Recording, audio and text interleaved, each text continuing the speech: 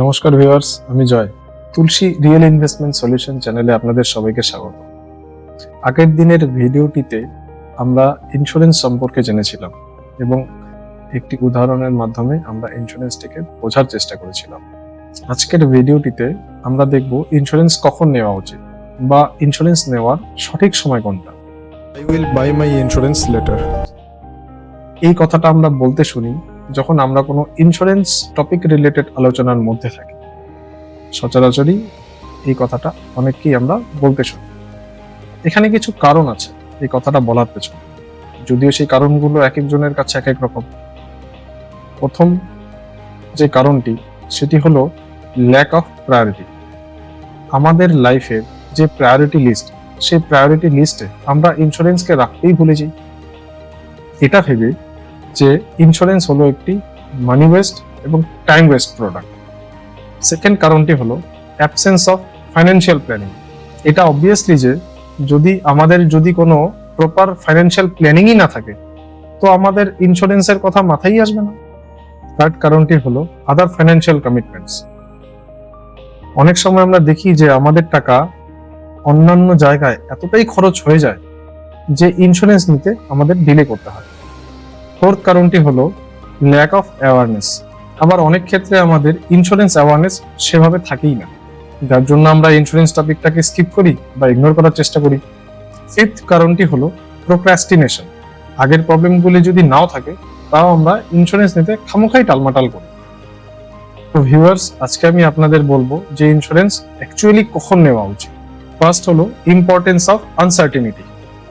তো স্যার, আপনাকে একটা কথা বলি, লাইফে কোনো ঘটনা বা দুর্ঘটনা কখন ঘটবে আর সেটা যদি আপনি আগে থেকেই জানতে পারেন, তাহলে কি আপনি আগে থেকেই প্রিকশনস বা প্ল্যানিং নেবেন না?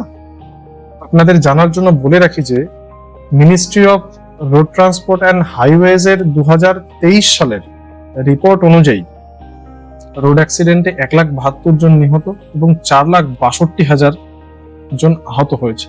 আর যেটা কিনা 2022 সালের রিপোর্ট অনুযায়ী রোড অ্যাক্সিডেন্ট 4.2% এবং ডেথ 2.6% ইনক্রিজ হয়েছে। সেকেন্ড হলো priority for family.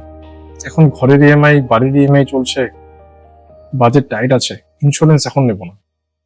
Sir, EMI আপনার বাড়ির জন্য, ইএমআই আপনার গাড়ির জন্য, বাট স্যার ইন্স্যুরেন্স আপনার ফ্যামিলির লোকেদের জন্য। যে ইএমআই এর বোঝা আপনার অবর্তমানে যেন ফ্যামিলির লোকেদের উপরে না আসে, তাদের ড্রিম এবং টার্গেট যেন টাইম মতো কমপ্লিট হয়। ইন্স্যুরেন্স এই জন্য। থার্ড হলো কস্ট অফ ডিলে। স্যার, আমরা ইন্স্যুরেন্স নেওয়ার জন্য যে ডিলেটা করি না, তার জন্য আলটিমেট আমাদেরই লস। আমাদের এজের সাথে ইন্স্যুরেন্সের প্রিমিয়ামও বেড়ে যায়, আর প্রতি বছর দেরি করার জন্য ইন্স্যুরেন্স কভার নেওয়ার ফায়দাটাও কমতে থাকে। অর্থাৎ আপনার টাকা এবং সুরক্ষা দুটোতেই লোকসান হয়। ফোর্থ হলো short term long term thinking. Sir, আপনি এটা ভাবছেন যে এই মুহূর্তে ফ্যামিলিতে এত খরচা হচ্ছে, কি করে আমি লাইফ ইন্স্যুরেন্সের প্রিমিয়াম করবো? স্যার, আপনি এটা ঠিকই ভেবেছেন শর্ট টার্মের হিসাব, বাট স্যার লং টার্মের হিসাবে যদি দেখা যায় তো লাইফ ইন্স্যুরেন্সের প্রিমিয়াম তো সেমই থাকবে। প্রিমিয়ামে ইনফ্লেশনে অ্যাড হবে না, আর অল্প প্রিমিয়ামে বেশি কভারেজ, সবটাই তো ফায়দা, তাই না স্যার? এখন হেলথ ঠিক আছে তাই আমরা এলিজিবল। ফিউচারে যদি কখনো হেলথ ঠিক না থাকে তাহলে তো ইন্স্যুরেন্স করার আমাদের এলিজিবিলিটি থাকবে না স্যার। ফিফথ হলো creating a legacy. Sir, life insurance হলো আপনার তরফ থেকে দেওয়া আপনার ফ্যামিলির কাছে সম্পত্তি, ঐতিহ্য এর মতো। স্যার, আপনি কি চান না যে আপনার পরিশ্রমের ফল আপনার ফ্যামিলি ভোগ করুক? লাস্ট এবং best point, piece of mind.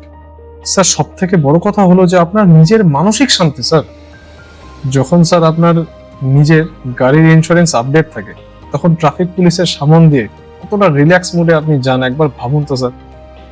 Sir, ইন্স্যুরেন্সটাও just like a same matter আমাদের লাইফের ক্ষেত্রে। স্যার, এবার আপনি বলুন যে ইন্স্যুরেন্সটা ডিলে করে নেওয়া উচিত না ইমিডিয়েট বেসিসে নেওয়া উচিত? তো ভিউয়ার্স, যদি ভিডিওটা আপনাদের ভালো লেগে থাকে তাহলে লাইক করুন, শেয়ার করুন, এবং যদি কোনো কোশ্চেন্স থাকে তাহলে কমেন্ট বক্সে কমেন্ট করুন, এবং এই ধরনের ভিডিও আপডেট পেতে চ্যানেলটিকে সাবস্ক্রাইব করুন। Thank you.